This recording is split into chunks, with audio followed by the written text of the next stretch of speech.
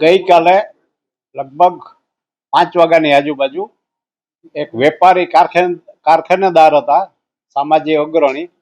એનો મારી ઉપર ફોન આવ્યો કે મારે ત્યાં કોઈ સરકારી અધિકારી આવ્યા છે અને મારી ફેક્ટરીમાં કંઈક ચેક કરે છે અને હેરાનગતિ છે, મુશ્કેલી છે, જરા તમે મને મદદ કરો.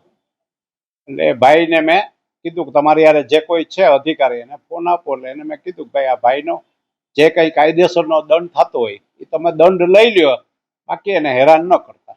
એ કે બરાબર છે. એટલે પછી એ જ ભાઈના ફોનમાં મેં પેલાને કીધું કે અધિકારી છે એને ચા પાણી સરભરા કરજો વિવેક ખાતર, પણ બીજી કંઈ હેરાનગતિ નહીં કરે.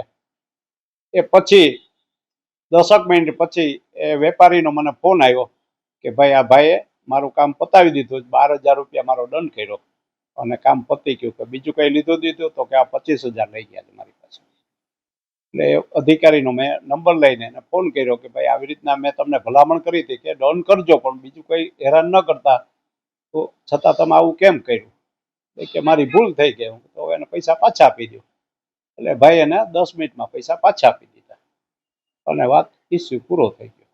મારે તો આપના માધ્યમથી, મીડિયાના માધ્યમથી કહેવાનું છે કે રાજકોટ ખાતે અથવા ક્યાંય કોઈ સરકારી અધિકારી કચેરીમાં કોઈ ખોટી હેરાનગતિ અથવા કામ ટળે ચડાવે અને તમારી પાસે કોઈ રૂશ્વત માગે તો એના માટે એની ફરિયાદ કરો એસીબીમાં, અથવા તો અમારી પાસે કોઈ રજૂઆત આવશે તો અમે એનું સોલ્યુશન કાઢશું.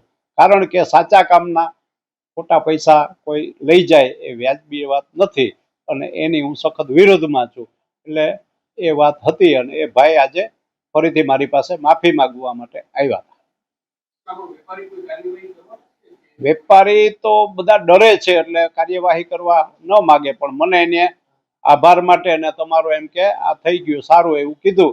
પણ મારે ખરેખર સૌ અપીલ કરવી પ્રજા, વેપારી, ઉદ્યોગપતિને કે બધા લોકો બહાર આવે અને જેને ખોટી હેરાનગતિ થતી હોય એ દૂર કરવા માટે અમારા જેવા લોકોનો પણ સહયોગ લે અને સૌરાષ્ટ્ર ગુજરાતમાં, રાજકોટમાં ધંધાનો વિકાસ થાય, ઉદ્યોગપતિને પ્રોત્સાહન મળે અને મોદી સાહેબની જે નેમ છે કે સૌરાષ્ટ્રમાં પણ, રાજકોટમાં ધબધબતું રહે ઔદ્યોગિક રીતે, બધી રીતે સલામત, એના માટેની જે કોઈ બાબતો હોય એમાં અમે જાગૃત સંસદ સભ્ય તરીકે પબ્લિકને અથવા તો ઉદ્યોગપતિઓને મદદ કરવા રમેશ તૈયાર છે.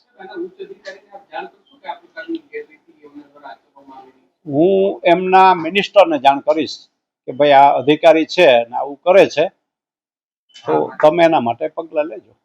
એ તો સ્વાભાવિક છે, કરવી જ જોઈએ ને, તો જ ખબર પડે ઉપર કે આ લોકો ગુજરાત સરકારનું કે નામ બગાડે છે પોતાના નિજી સ્વાર્થ માટે.